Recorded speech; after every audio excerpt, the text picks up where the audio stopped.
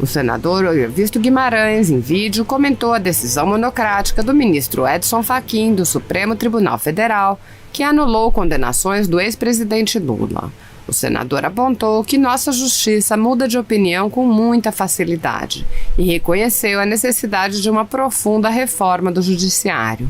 O senador apontou ainda que o Congresso atual não vem demonstrando vontade de promover essa mudança, rejeitando as iniciativas que limitam poderes do judiciário. Veja trecho.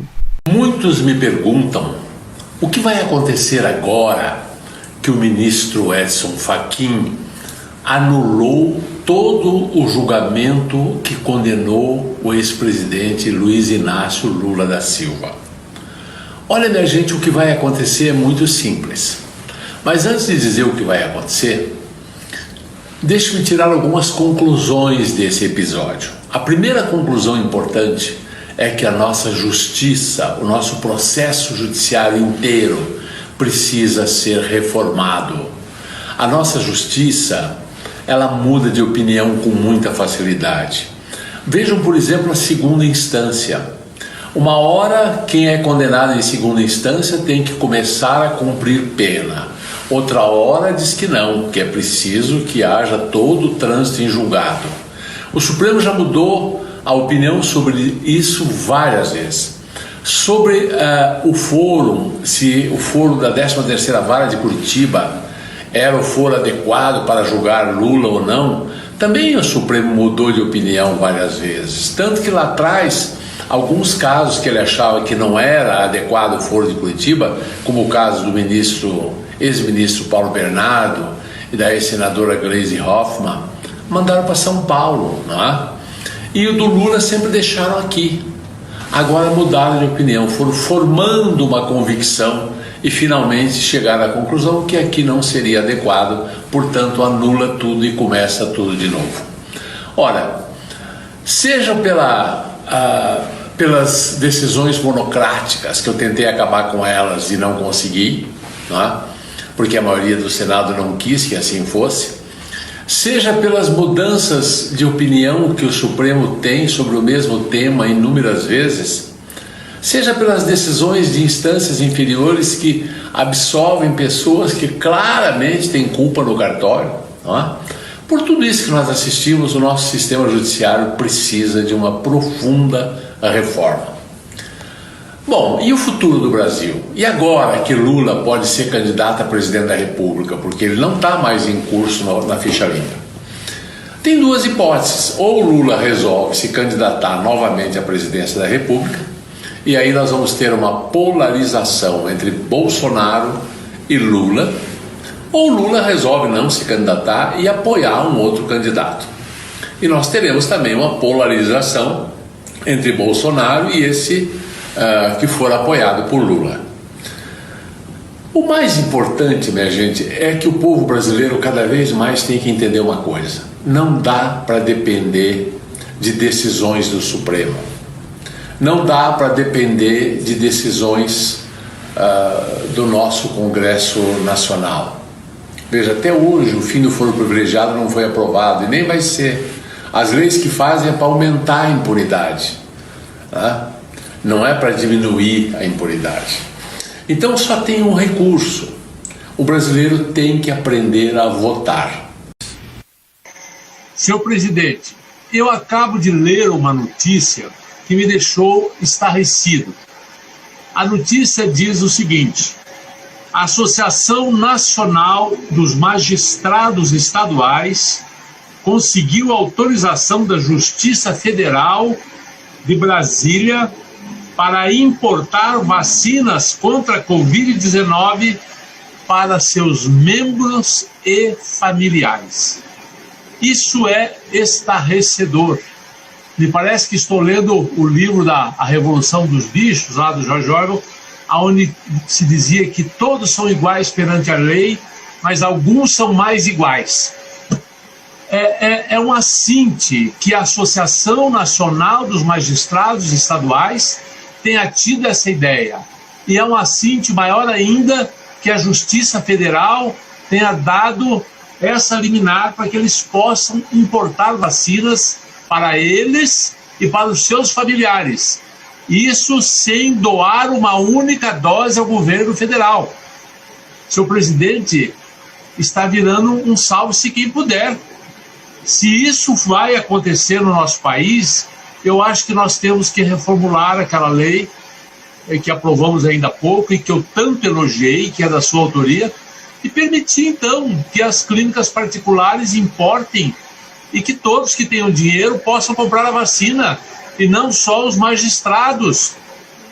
É uma coisa incompreensível que a Associação dos Magistrados Estaduais dê esse exemplo. Uma incrível falta de solidariedade. Não sei nem o que dizer, senhor presidente. O presidente tem, desde o início, dito que a economia e a saúde andam juntos. E próximos passos nossos seguem exatamente. Seguimos desde o início essa orientação, reforçando desde o início, no primeiro episódio, quando o presidente nos pediu para ir ao Congresso, quando tomamos conhecimento da pandemia, naquele dia conseguimos 5 bilhões de reais imediatamente para colocar na pandemia. Foram transferidos, saímos do Congresso, o então ministro Mandetta comunicou que a pandemia havia chegado ao país, o presidente nos instruiu para começar imediatamente o combate, e naquele dia nós pegamos 5 bilhões, que eram objetos de disputa política, e entregamos para o ministro Mandetta. Nas semanas seguintes, liberamos R$500 bilhão de recursos infraconstitucionais. Foram antecipações de benefícios de aposentados e pensionistas, a camada mais vulnerável da população brasileira, os diferimentos de impostos, a postergação de taxas e logo depois, assim que assinada a licença para furar o teto, para gastar além do que a lei a PEC do regime, como é que chama? Lei de ouro, como é que se chama? A regra de ouro, que não permite um endividamento que não seja para investimentos. Assim que o Congresso nos deu a PEC de guerra, e eu dizia ao então presidente da Câmara, olha, nós precisamos de licença, nós não podemos agredir a lei, não podemos furar a lei. Então essa licença foi obtida, o então presidente da Câmara foi ao Supremo, foi também ao TCU, e articulou a elaboração da PEC para nos permitir gastar. Assim que ele permitiu, nós disparamos o auxílio emergencial. Hoje, muita gente, eu escuto hoje mesmo, escutei gente da oposição na Câmara, porque nós fizemos o auxílio emergencial. Não, essas medidas foram nossas. Nós fizemos, nós escrevemos. Nós, o nosso presidente, a economia, nós escrevemos isso. E mandamos para a Câmara e mandamos para o Congresso. E o Congresso, então, foi trabalhando, ampliando a base, aumentou o valor, mas nós, desde o início, estávamos emitindo essas medidas. E fomos seguindo, sempre com essa ideia de micro e pequena empresa como a coluna vertebral de uma economia. Foi dito aqui pelo senador Jorginho Mello, e é correto, mais de 90% das empresas, mais de 60% do emprego, quase 60%, 58% do emprego, quase 30% do PIB, 28% do PIB. Nós sempre tivemos essa consciência. E o nosso querido Guilherme Afif, logo que começamos as medidas de crédito, dividimos em setoriais, e aí tinha, por exemplo, para o setor elétrico, os empréstimos sairão com base em recebíveis. Para o setor de aviação, debêntures conversíveis. Para o setor de pequena e média empresa. Quando chegamos a isso, na mesma hora, o nosso amigo Guilherme Afif disse o seguinte: senador Jorginho Mello está andando com o projeto dele lá, de crédito. Então, em vez de nós lançarmos a nossa medida independente, vamos nos unir a eles, vamos trabalhar juntos isso. E trabalhamos juntos a inspiração, a força, a liderança do senador Jorginho Mello lá, e a nossa equipe também correndo, convergimos na mesma direção, que é vamos sustentar quem forma a classe média brasileira. O pequeno e microempresário, essa é a saúde de uma nação, é a força no meio, não é só lá no topo, não é só lá embaixo. Lá embaixo, as medidas assistenciais. Lá no topo, competição. Na camada do meio, essa é a camada, é a coluna vertebral de uma classe média, isso é que forma a riqueza das democracias ocidentais. Então, sempre tivemos muito claro essa consciência, e o trabalho do senador Jorginho Melo no Congresso nos ajudando com o Pronamp. Ao mesmo tempo, como disse o senador, o Guilherme Afif fez a empresa simples de crédito, que era a profissão do avô do senador Guilherme Afif. Ele dizia, olha, é o homem local que conhece bem toda a vizinhança, consegue dar o empréstimo, conhece o crédito, sabe quem trabalha, sabe distinguir quem trabalha de quem não trabalha, vai emprestar exatamente para as pessoas que merecem o crédito. Então, o Guilherme a FIF lançou lá a empresa simples de crédito, com todo o nosso apoio aqui, e o nosso senador Jorginho Melo, então, seguiu com o Pronamp, que foi um sucesso extraordinário. Foi um sucesso extraordinário. Como disse o presidente, manteve a economia girando. Conseguimos também, com o bem do nosso Bianco, o nosso secretário também aqui, está o nosso secretário Carlos da Costa, que trabalhou nessa direção do Pronamp, em parceria com o senador Jorginho Melo, e, por outro lado, o Bianco, que trabalhou no bem, que manteve com o capital de giro no lado, que foi o que o senador Jorginho Melo capitaneou para pequena e média empresa, e com o seguro ao emprego, a garantia do emprego, a ajuda para a preservação de emprego, que o presidente desde o início disse, nós temos que preservar as vidas, salvar as vidas e preservar os empregos. Salvar as vidas e preservar os empregos. Nós usávamos a imagem que eram duas ondas, nós íamos furar uma e depois furar a outra. E agora elas sincronizaram, elas acabaram sincronizadas. E nós tivemos, do ponto de vista econômico, muito sucesso no combate à crise. Previram inicialmente as organizações internacionais uma queda de quase 10% do nosso PIB.